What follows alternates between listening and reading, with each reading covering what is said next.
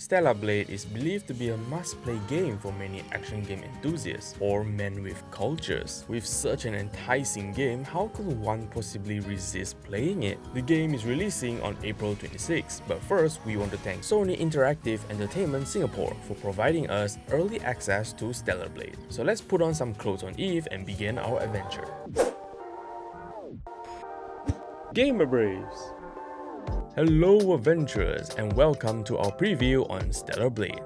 The game starts off in outer space, with ships under attack and forced to make emergency landings. The protagonist Eve was assigned to a rescue mission on Earth, with a partner to save their comrades. Unfortunately, all of her comrades and partner were annihilated by a monster named Alpha Nativa, leaving Eve all alone. We then see Eve boarding a spaceship belonging to a man called Adam. Get it? Adam and Eve? In search of trails of Alpha Nativa, they land on a place known as 807, and this is where the game truly begins. The early part of the story will focus more on combat tutorials, while the latter part involves exploration and battling stronger enemies. After completing the storyline, we enter a boss battle that was made to challenge players and let us try out different builds. We will dive into these details later on. Stellar Blade is surprisingly not an open world game, but rather more like a level-based game, yet somehow still quite large. There are many places to explore on the map, some of which even require parkour to access. There are also puzzle areas where you can obtain items, and some of these areas are even hidden underwater. Additionally, players can utilize their robot companion, who is equipped with a scanner that could assist you on finding roads, or you could even locate where enemies are hiding in advance. Overall, the map design is relatively standard, but in the demo, only a portion of the map is accessible, so we will have to wait for the full game to fully explore their world. Now let's talk about another major aspect of the game, which is combat. Stellar Blade offers story mode and combat mode, with combat mode aimed at providing more challenging combats. Honestly, the difficulty is not as challenging as a Souls-like game. However, parrying and timing and skill usage is a little bit similar to Wolong Fallen Dynasty and Sekiro Shadows Die Twice, though it is still less challenging in comparison.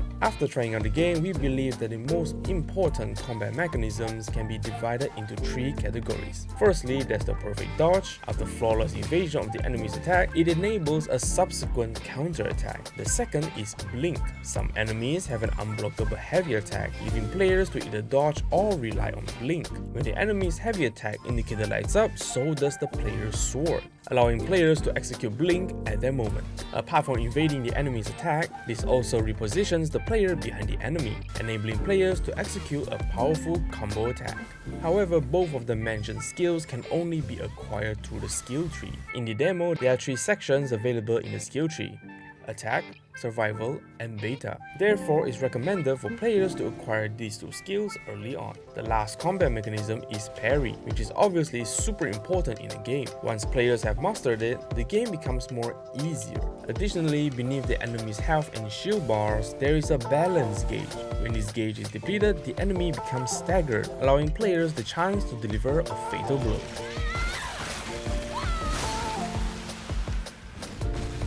In this demo, we encountered three bosses, two of which are encountered within the storyline, while the remaining one appears as a boss challenge after completing the demo. We had no issue defeating the bosses thanks to parrying and utilizing our skills, so we suggest players to do the same and do not get distracted.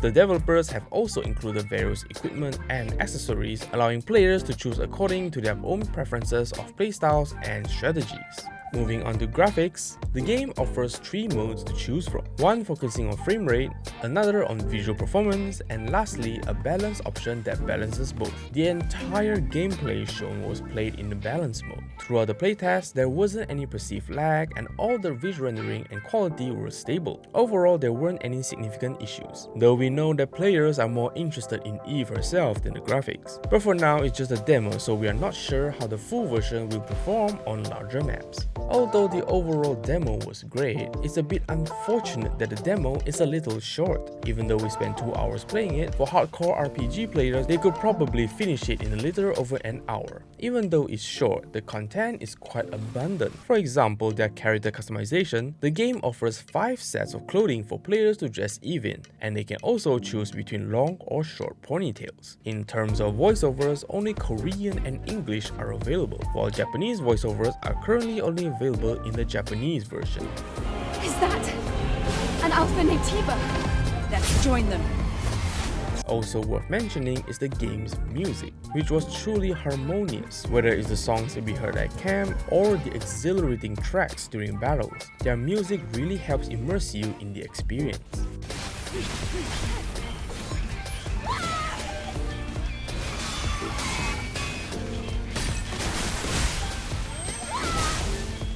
For those of you who want to try out the game themselves, the Stellar Blade demo is coming your way on March 29, so mark your calendars and prepare to embark on an epic adventure to immerse yourself in a heart-pounding action and unforgettable battles. Thank you so much for watching our videos. Don't forget to give us a subscribe if you'd like to see more, and like so we know what kind of content you want to see. Got suggestions for new content? Let us know in the comments below too. Thank you so much again for watching. Take care, dudes.